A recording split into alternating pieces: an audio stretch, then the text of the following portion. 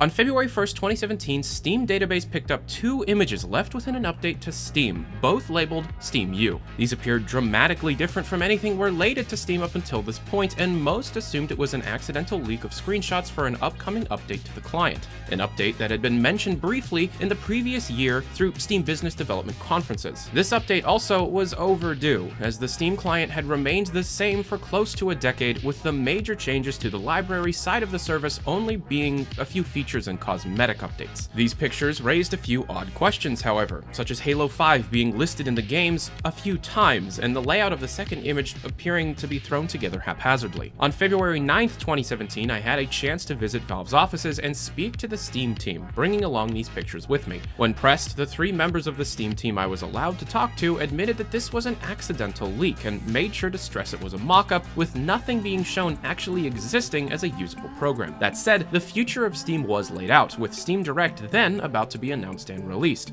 A full rewrite of the Steam client was officially announced and set to ship sometime that year. This didn't happen, and instead the Steam team continued to tour the world, giving talks about how important Steam is to indie game creators and how their hands-off approach has worked because visual novels has succeeded on the PC. They also talked about how new features would be coming soon, most importantly the new client. However, 2017 ended with no new information aside from the leak, the interview, and these talks, and it would remain that way until June 2018, when Valve started teasing a new chat client, which later launched that month to mixed reception. The performance was far worse than the previous iteration, and although the feature set was expanded, many of these features have remained unused as services such as Discord continue to dominate the peer-to-peer chat market on PCs. That isn't to say the Steam team hasn't shipped features. Steam Input, Steam TV, Steam VR, Steam Link, the expansion to the Steam community market, Steam Discovery, the changes to how games are placed on Steam to at least slightly reduce bad actors, and the changes to how Steam shares incomes with developers who have made revenue within a threshold. That said, the Steam team isn't as large as many would expect, and the group of people seem to start many projects and lack the work hours to upkeep all of them, leaving not only the overall client incredibly outdated, but Big Picture, Steam Mobile, Steam OS, Steam hardware including the Steam controller and Steam machines, Steam Workshop, and the Steamworks program all in need of some upkeep. That said, in November of 2018, following one of the international Steam BizDev talks, 2 images of the then current version of the library was shown off, proving that the original leaks were mock-ups as they bear zero resemblance. Now, following a tweet from Alden Kroll, the About page for Steam has finally been updated after close to 10 years, something that was announced in a jokey way. This About section includes an animation that shows a new layout to Steam overall, which is now being speculated to hint towards the new client. The file for the animation baked within the site is now calling this layout SteamV2, so it is possible that we may see a more floor-to-ceiling change for Steam in the coming weeks or months. However, there's a major problem. Why is it happening now? For the better part of Steam's life, there was very little, if any, legitimate competition in the digital distribution space, and within the last 6 months, 2 major events occurred. One, Epic Games pushing their own store with as little as 8.5% of the revenue being taken, and EA making Origin far more attractive to install thanks to the runaway success of Apex Legends. There are now more people out for Steam's market share, and there are companies that see some holes in the market that Valve's monopoly have left void. That said, the major argument against Steam's competitors regards Steam's far larger feature set and its vast saturation of current computers. The response is that these storefronts are far younger and have far smaller budgets behind them. However, within months, Epic already had a return system and many currencies in place, a change that took Valve years and a court order to create. Also, while all of the arguments are going on and most of the conversation is focused on the developer, there seems to be a forgotten third party involved in every transaction: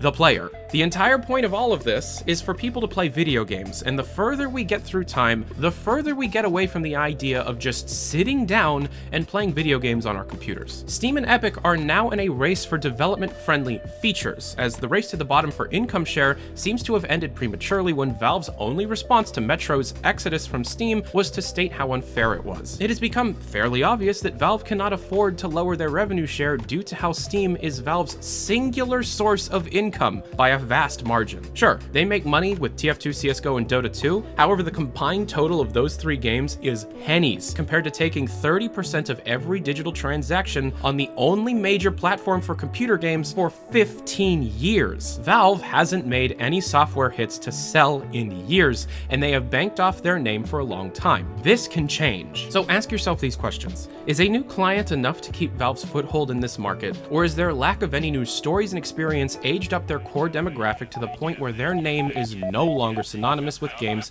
to the vastly more important younger generation? I think I smell trouble.